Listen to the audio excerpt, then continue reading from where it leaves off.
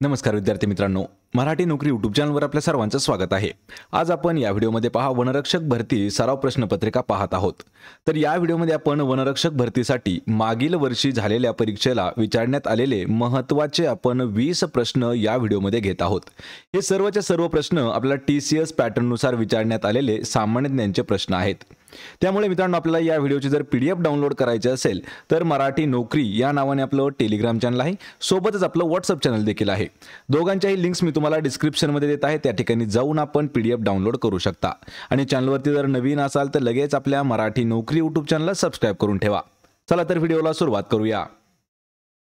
तर पहा, आपला प्रश्न पहिला आहे, भारतीय संविधान कधी अंगीकृत करण्यात आले? या ठिकाणी लक्षात ठेवायचे, अंगीकृत करण्यात आले आणि लागू करण्यात आले असे वेगवेगळे दोन प्रश्न आहेत। आणि मित्रांनो, प्रश्नाचं जर उत्तर येत असेल तर आपण 3 ते 5 सेकंदामध्ये प्रत्येक प्रश्नाचं उत्तर कमेंट करून देण्याचा प्रयत्न करा। या ठिकाणी प्रश्न काय विचारला की भारतीय संविधान अंगीकृत कधी करण्यात आलं? तर अंगीकृत केलेलं आहे 26 नोव्हेंबर 1949। पहा, ऑप्शन क्रमांक 3 आपलं उत्तर होईल 26 नोव्हेंबर 1949 या दिवशी भारतीय संविधान अंगीकृत करण्यात आलेलं आहे। तर 29 ऑगस्ट 1947 रोजी डॉक्टर भीमराव आंबेडकर यांच्या नेतृत्वाखाली भारतीय संविधानाच्या निर्मितीसाठी मसुदा समिती एक स्थापन करण्यात आली होती। अनेक बैठका झाल्या, चर्चासत्र झाले आणि या समितीने सादर केलेला जो अंतिम मसुदा होता तो 26 नोव्हेंबर 1949 रोजी संविधान सभेने स्वीकार केला होता।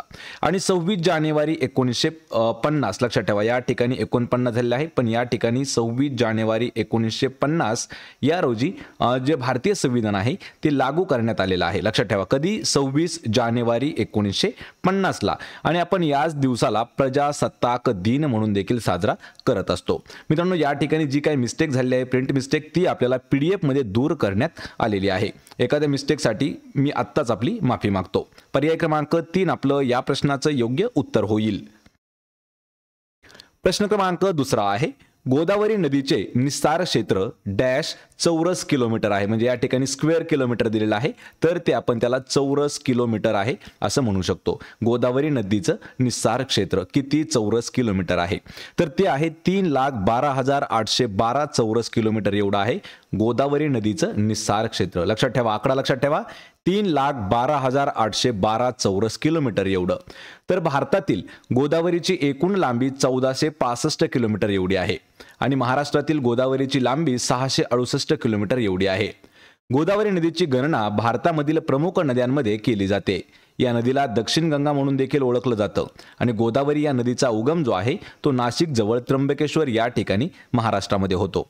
मित्रांनो, आपल्याला गोदावरी नदीवरती या ठिकाणी आपल्याला 4 ते 5 प्रश्न हे लवकरात लवकर पाहायला मिळाले।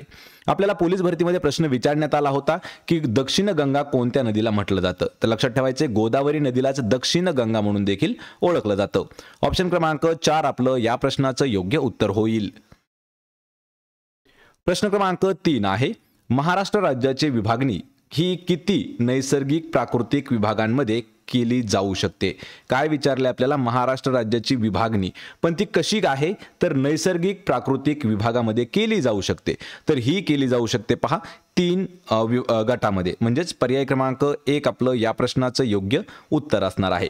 तर यामध्ये पहा, महाराष्ट्र राज्याची विभागणी 3 नैसर्गिक प्राकृतिक विभागामध्ये केली जाऊ शकते। यामध्ये सह्याद्री किंवा पश्चिम घाट, सातपुडा रांगा, महाराष्ट्र पठार, त्याला आपण दख्खन पठार म्हणतो। लक्षात ठेवा, या 3 मध्ये ती केली जाऊ शकते। तर कोकण किनारपट्टी प्रशासकीय दृष्टीने महाराष्ट्राचे 6 प्रशासकीय विभाग पडतात आणि 36 जिल्ह्यामध्ये याची विभागणी करण्यात आलेली आहे। म्हणजे काय, तर महाराष्ट्रामध्ये एकूण किती जिल्हे आहेत? तर लक्षात ठेवा 36 हे आपलं उत्तर असणार आहे आणि या प्रश्नाचं उत्तर होईल ऑप्शन क्रमांक 1। यानंतरचा प्रश्न आहे पहा, पंतप्रधान नरेंद्र मोदी यांनी 13 जुलै 2024 रोजी कोणत्या ठिकाणी भारतातील सर्वात लांब आणि सर्वात मोठ्या शहरी बोगद्या प्रकल्पाचे उद्घाटन केलेले आहे? या ठिकाणी देखील आपल्याला 2 प्रश्नांचं उत्तर याच ठिकाणी मिळून जाईल। तर या प्रश्नाचं उत्तर काय असणार आहे पहा, ऑप्शन क्रमांक 1 तर मुंबई आपलं या प्रश्नाचं योग्य उत्तर असणार आहे। लक्षात ठेवा मित्रांनो, नरेंद्र मोदी यांनी 13 जुलै 2024 रोजी भारतातील सर्वात लांब आणि सर्वात मोठा शहरी बोगदा जो आहे या प्रकल्पाचं उद्घाटन केलेलं आहे। मुंबई महानगर परिषद विकास प्राधिकरणाकडून ठाणे बोरिवली दुहेरी बोगदा जो आहे तो 16,000 कोटी रुपये खर्च करून विकसित करण्यात आलेला आहे। या नवीन बोगद्यामुळे ठाणे ते बोरिवली प्रवासाचं अंतर 12 किलोमीटर कमी होईल आणि प्रवासाचा 1 तासापेक्षा जास्त वेळ वाचणार आहे। या बोगद्याची जी लांबी आहे ती लक्षात ठेवायची 11.8 किलोमीटर एवढी आहे, म्हणजे आपण त्याला म्हणू शकतो 12 किलोमीटरची लांबी आहे। आणि कोणत्या ठिकाणी आहे तर मुंबई या ठिकाणी। कोणी त्याचं उद्घाटन केलं होतं? पंतप्रधान नरेंद्र मोदी यांनी। पर्याय क्रमांक 3 आपलं पर्याय क्रमांक 1 आपलं या प्रश्नाचं उत्तर होईल। यानंतरचा प्रश्न आहे पहा, 31 डिसेंबर 1802 रोजी कोणाच्या दरम्यान वसईचा तह झाला होता? या ठिकाणी आपल्याला तारीख देखील दिलेली आहे। कधी कधी आपल्याला फक्त आणि फक्त वर्ष दिलं जातं पहा 1802। तर 31 डिसेंबर 1802 रोजी कोणाच्या दरम्यान वसईचा तह झाला होता आणि हा जो तह आहे हा दुसरा बाजीराव आणि ब्रिटिश कंपनी, लक्षात ठेवा दुसरा बाजीराव आणि ब्रिटिश कंपनीमध्ये हा तह झाला होता, म्हणजेच पर्याय क्रमांक 4 आपलं उत्तर असणार आहे। यामध्ये काही महत्त्वाचे पॉइंट्स आहेत, ते पॉइंट्स पहा।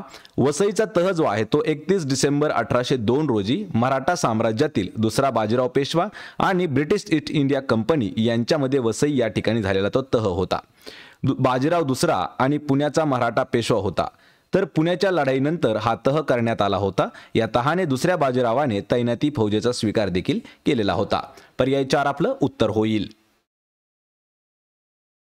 यानंतरचा प्रश्न आहे पहा, कोणत्या राज्याने देश विदेशातील गुंतवणूकदारांना आकर्षित करण्यासाठी कंट्री डेस्क या विशेष कक्षाची स्थापना करण्याचा निर्णय घेतलेला आहे? पहा, कंट्री डेस्क ही एक विशेष कक्ष आहे, याची स्थापना खालीलपैकी कोणत्या राज्याने घेतलेली आहे? तर कशासाठी? देश विदेशातील जेवढे काही इन्व्हेस्टर्स आहेत, गुंतवणूकदार, यांना स्वतःकडे खेचून घेण्यासाठी किंवा आकर्षित करण्यासाठी कंट्री डेस्क हा विशेष कक्षाची स्थापना केली आहे। ती कोणत्या राज्य सरकारने केलेली आहे? तर या प्रश्नाचं उत्तर असणार आहे पर्याय क्रमांक 1 तर महाराष्ट्र राज्य सरकारने। लक्षात ठेवायचे मित्रांनो, महाराष्ट्र सरकारने देश विदेशातील गुंतवणूकदारांना आकर्षित करण्यासाठी कंट्री डेस्क या विशेष कक्षाची स्थापना करण्याचा निर्णय घेतलेला आहे। याद्वारे देशी विदेशी गुंतवणूकदारांना त्यांच्या प्रस्तावातील सल्ला आणि मुदत मिळेल, तसेच राज्यातील गुंतवणूक कार्यक्षमता वाढणार आहे। पर्याय क्रमांक 1 आपलं या प्रश्नाचं उत्तर होईल।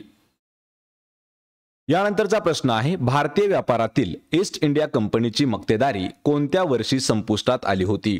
मित्रांनो, हा देखील प्रश्न खूप महत्त्वाचा आहे, कारण म्हाडा भरती जी झाली आहे त्यामध्ये सुद्धा या प्रश्नाचा उल्लेख करण्यात आला होता।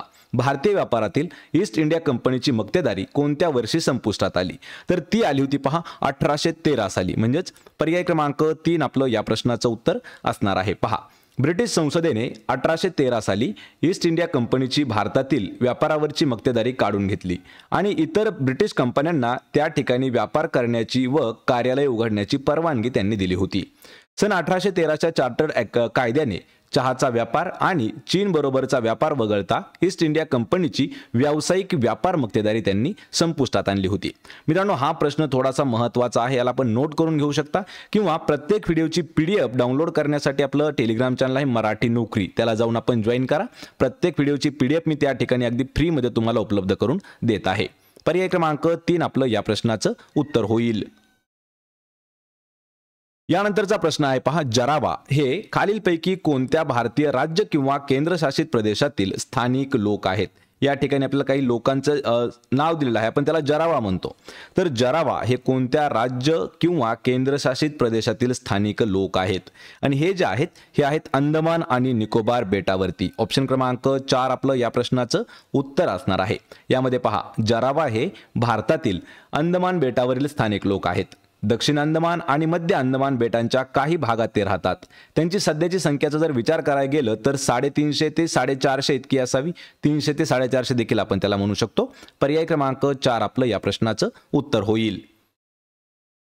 प्रश्न क्रमांक 9 आहे, परतीच्या मान्सूनचा परिणाम म्हणून कोणत्या राज्यामध्ये पाऊस पडतो? पहा, परतीचा मान्सून परिणाम जो आहे याचा परिणाम म्हणून कोणत्या राज्यामध्ये पाऊस पडत असतो? तर ते राज्य आहे पर्याय क्रमांक 3 तर तामिळनाडू या राज्यामध्ये परतीच्या मान्सूनचा पाऊस पडतो। या ठिकाणी समजावून घ्या मित्रांनो, हा प्रश्न देखील खूप महत्त्वाचा आहे। तर मान्सूनची दुसरी जी लाट असते किंवा दुसरी शाखा असते ही बंगालच्या उपसागरावरून पूर्वोत्तर राज्य जे आहे बिहार भागापर्यंत ती प्रवास करते। सप्टेंबर ते ऑक्टोबर यामध्ये वारे जे आहेत ते उलट दिशेने वाहत असतात आणि त्या वाहून त्यांच्या प्रवासाला ते सुरुवात करतात। याला ईशान्य मोसमी वारे देखील म्हटलं जातं आणि परत येताना हे जे वारे आहेत स्वतःसोबत येताना बाष्प गोळा करतात आणि तामिळनाडू किनारपट्टीवर येऊन ते पावसात रूपांतर होतात। पर्याय क्रमांक 3 आपलं या प्रश्नाचं उत्तर होईल। यानंतरचा प्रश्न आहे भारत आणि श्रीलंका यांच्या दरम्यान कोणती सामुद्रधुनी स्थित आहे। पहा, भारत आणि श्रीलंकाच्या मध्ये कोणती सामुद्रधुनी आहे, तर ती जी सामुद्रधुनी आहे ती आहे पाल्कची सामुद्रधुनी। पर्याय क्रमांक 1 आपलं या प्रश्नाचं उत्तर असणार आहे। मित्रांनो, हा प्रश्न देखील आपल्याला खूप वेळा परीक्षेमध्ये विचारण्यात आलेला आहे। 7वीचा जर भूगोल घेतला तर त्यामध्ये सुद्धा या प्रश्नाचा आपल्याला उल्लेख पाहायला मिळतो। भारत आणि श्रीलंका यांच्या दरम्यान पाल्कची सामुद्रधुनी आहे। भारताचे आग्नेय टोक व श्रीलंका देशाचा उत्तर भाग या दरम्यान साधारणपणे 10 अंश उत्तर अक्षांश आणि 80 अंश पूर्व रेखांश यांच्या छेदनबिंदूच्या आसपासचा सागरी प्रदेश जो आहे रॉबर्ट पाल्क या मद्रासच्या गव्हर्नरच्या स्मृतिप्रित्यर्थ हे नाव जे आहे ते दिलं होतं, पाल्कची सामुद्रधुनी। पर्याय क्रमांक 1 आपलं या प्रश्नाचं उत्तर होईल। प्रश्न क्रमांक 11 आहे मोतीहारी अमलेखगंज गॅस पाईपलाईन ही खालीलपैकी कोणत्या देशाच्या दरम्यान आहे। या ठिकाणी आपल्याला एक गॅसची पाईपलाईन आहे तिचं नाव दिलेलं आहे। मोतीहारी अमलेखगंज ही कोणत्या देशांच्या दरम्यान स्थित आहे, तर या प्रश्नाचं उत्तर होईल पर्याय क्रमांक 2, तर भारत आणि नेपाळ या 2 देशांच्या दरम्यान आहे। मोतीहारी अमलेखगंज ही जी गॅस पाईपलाईन आहे ही भारत नेपाळ देशाच्या दरम्यान येते। मोतीहारी अमलेखगंज पाईपलाईन ही नेपाळमधील परसा येथील अमलेखगंज तेल डेपो आणि भारतातील मोतीहारी दरम्यानची 69 किलोमीटरची लांबीची सीमा पार असणारी पेट्रोलियम पाईपलाईन आहे। ही भारतीय उपखंडातील पहिली ट्रान्स इंटरनॅशनल पाईपलाईन देखील आहे। पर्याय 2 आपलं या प्रश्नाचं योग्य उत्तर असणार आहे। प्रश्न क्रमांक 12 आहे महाराष्ट्रातील दुसऱ्या क्रमांकाचे साल्हेर शिखर खालीलपैकी कोणत्या जिल्ह्यामध्ये स्थित आहे। या ठिकाणी आपल्याला 2 प्रश्न तयार होतात। पहिला प्रश्न आहे की महाराष्ट्रातील सर्वोच्च शिखर कोणतं आहे। लक्षात ठेवा, याचं उत्तर आहे कळसुबाई। महाराष्ट्रातील सर्वात उंच असणारं शिखर जे आहे ते आहे कळसुबाई। आणि दुसऱ्या क्रमांकाचं सर्वात उंच शिखर आहे ते आहे साल्हेर। लक्षात ठेवा, दुसऱ्या क्रमांकाचं कोणतं आहे साल्हेर, आणि साल्हेर हे जे शिखर आहे हे कोणत्या जिल्ह्यामध्ये स्थित आहे, तर साल्हेर मित्रांनो ऑप्शन क्रमांक 4 तर नाशिक या जिल्ह्यामध्ये स्थित आहे आणि कळसुबाई जे आहे तर ते अहिल्यानगर या जिल्ह्यामध्ये स्थित आहे। पर्याय क्रमांक 4 आपलं या प्रश्नाचं योग्य उत्तर होईल। प्रश्न क्रमांक 13 आहे भारतामध्ये कोणत्याही कारणास्तव राष्ट्रपती पद रिक्त असल्यास उपराष्ट्रपती पद जे उपराष्ट्रपती आहेत हे कमाल किती काळासाठी राष्ट्रपती म्हणून कार्य करू शकतात। या ठिकाणी आपण प्रश्न समजून घेण्याचा प्रयत्न करा। ज्यावेळी भारतामध्ये काही कारणास्तव राष्ट्रपती पद जे आहे जर ते रिकाम असलं म्हणजे रिक्त असलं तर त्या जागी असणारे उपराष्ट्रपती जे आहेत हे किती काळासाठी राष्ट्रपती पद म्हणून राष्ट्रपती पदावरती कार्य करू शकतात, आणि ह्याचं उत्तर आहे पहा ऑप्शन क्रमांक 2 तर 6 महिने हे आपलं योग्य उत्तर असणार आहे। यामध्ये भारतामध्ये कोणत्याही कारणामुळे राष्ट्रपती पद जर रिकामं झालं तर उपराष्ट्रपती हे जे आहेत हे कमीत कमी 6 महिने राष्ट्रपती म्हणून ते कार्य पाहू शकतात। भारताचे उपराष्ट्रपती हे भारत देशातील राष्ट्रपती खालोखाल दुसऱ्या दर्जाचे संवैधानिक पद आहे। म्हणजे पहिलं पद कोणतं आहे, तर पहिलं पद आहे पहा राष्ट्रपती आणि दुसरं पद जे आहे तर ते आहे उपराष्ट्रपती, आणि भारताच्या संविधानातील 63व्या कलमानुसार हे पद अस्तित्वात आणलेलं आहे। पर्याय क्रमांक 2 आपलं या प्रश्नाचं योग्य उत्तर असणार आहे। प्रश्न क्रमांक 14 आहे नमचा बरवा हे हिमालयाच्या कोणत्या पर्वत रांगेमध्ये स्थित आहे। पहा, नमचा बरवा हे जे आहे हिमालयाच्या कोणत्या पर्वत रांगेमध्ये येतं, आणि ती जी पर्वत रांग आहे ती आहे पर्याय क्रमांक 2 तर हिमाद्री पर्वत रांग। नमचा बरवा हिमालयाच्या हिमाद्री पर्वत रांगेमध्ये स्थित आहे। नमचा बरवा हा अरुणाचल हिमालयातील एक पर्वत आहे। हा हिमालयाचा पूर्व बिंदू देखील मानला जातो। हे भारतात अरुणाचल प्रदेश राज्याच्या अत्यंत पूर्वेकडे स्थित आहे आणि नमचा बर्वाची उंची सुमारे 7782 मीटर एवढी आहे। पर्याय क्रमांक 2 आपलं या प्रश्नाचं योग्य उत्तर होईल। प्रश्न क्रमांक 15 आहे वैतरणा नदी ही भारतातील खालीलपैकी कोणत्या राज्याशी प्रामुख्याने संबंधित असणारी नदी आहे। पहा, वैतरणा नदी खालीलपैकी असं कोणतं राज्य आहे की त्या राज्याशी तिचा जास्त म्हणजेच प्रामुख्याने संबंध येतो, तर लक्षात ठेवायचंय या प्रश्नाचं योग्य उत्तर काय असणार आहे पर्याय क्रमांक 4 तर महाराष्ट्राशी संबंधित आहे। वैतरणा ही नदी भारतातील महाराष्ट्र राज्याशी प्रामुख्याने संबंधित आहे आणि वैतरणा ही नदी पालघर या जिल्ह्यामधून वाहते। ही त्र्यंबकेश्वर जवळ सह्याद्री पर्वतात उगम पावते आणि ही नदी पश्चिम वाहिनी नदी आहे जी अरबी समुद्राला जाऊन मिळते। वैतरणा नदीची लांबी 154 किलोमीटर असून ती कोकणातील प्रथम क्रमांकाची लांब नदी आहे। या नदीच्या सूर्या, पिंजाळ, तानसा आणि देहरजा या प्रमुख असणाऱ्या उपनद्या आहेत। पर्याय क्रमांक 4 आपलं या प्रश्नाचं योग्य उत्तर असणार आहे महाराष्ट्राशी संबंधित। मित्रांनो, यापूर्वी आपल्याला पोलीस भरतीमध्ये अशा पद्धतीचा एक प्रश्न विचारण्यात आला होता की जी तानसा नदी आहे ही कोणत्या नदीची उपनदी आहे? तर वैतरणा या नदीची उपनदी आहे पहा तानसा नदी। प्रश्न क्रमांक 16 आहे डॅश हे स्वतंत्र आर्थिक संस्थांच्या अभ्यासाशी संबंधित आहे। हा प्रश्न देखील खूप महत्त्वाचा आहे। या ठिकाणी आपल्याला अर्थशास्त्र याची एक व्याख्या विचारलेली आहे आणि या प्रश्नाचं योग्य उत्तर आहे पहा ऑप्शन क्रमांक 1 तर व्यष्टी अर्थशास्त्र हे जे आहे हे स्वतंत्र आर्थिक संस्थांच्या अभ्यासाशी संबंधित असणारं शास्त्र आहे।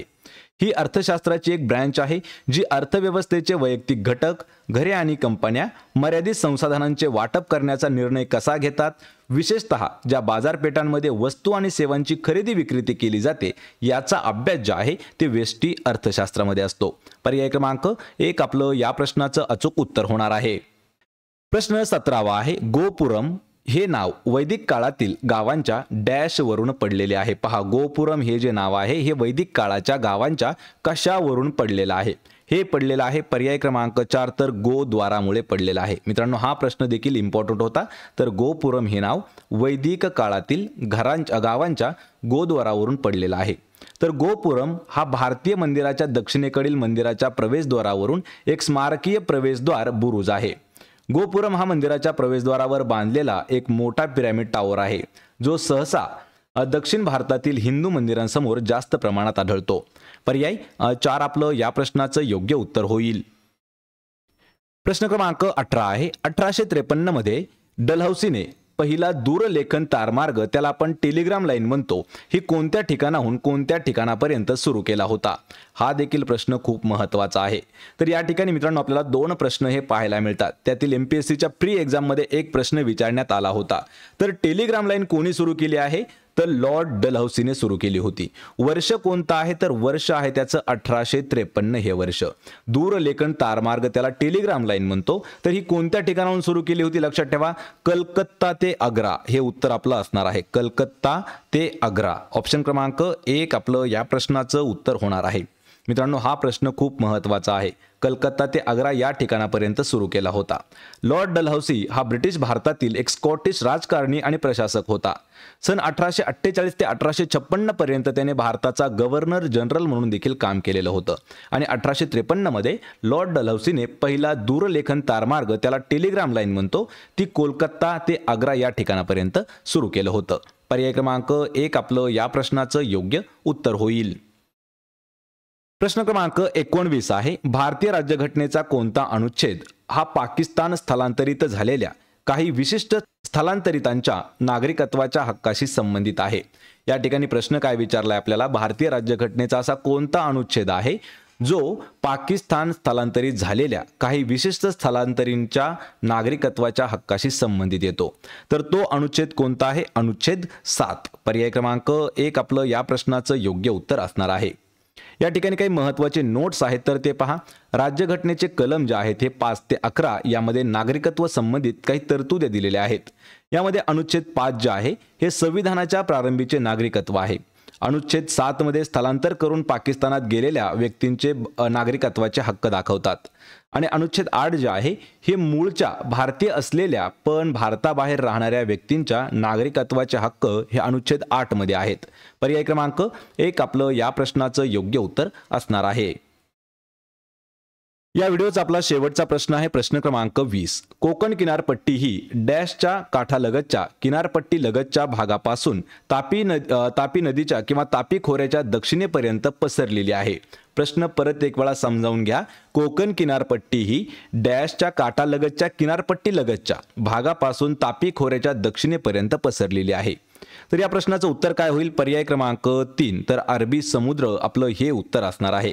यामध्ये सर्वात महत्त्वाचा एक घटक आहे अरबी समुद्राचं एकूण क्षेत्रफळ जे आहे हे अंदाजे असतं पहा 38,62,000 चौरस किलोमीटर हे अंदाजे क्षेत्रफळ आहे अरबी समुद्राचं। कोकण किनारपट्टी ही 720 किलोमीटर लांबीचा समुद्र किनारा आहे। तर यामध्ये गोवा आणि महाराष्ट्र या पश्चिम भारतीय राज्यांच्या किनारपट्टी जिल्ह्यांचा समावेश होतो आणि यामध्ये कोकण किनारपट्टी आणि अरबी समुद्राच्या काठालगतच्या भागापासून तापी खोऱ्याच्या दक्षिणेपर्यंत पसरलेली आहे। पर्याय क्रमांक 3 आपलं उत्तर होईल पहा अरबी समुद्र।